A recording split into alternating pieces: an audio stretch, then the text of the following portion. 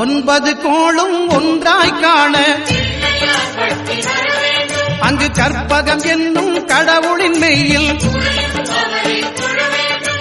9 கோளும் ஒன்றாய் காண அங்கு கற்பகம் என்னும் கடவுளின் மெய்யில்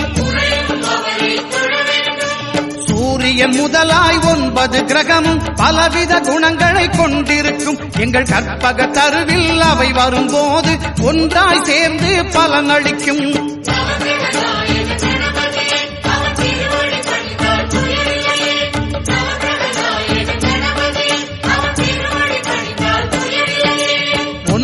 கோளும் ஒன்றாய் காண அங்கு கற்பகம் என்னும் கடவுளின் மெய்யில்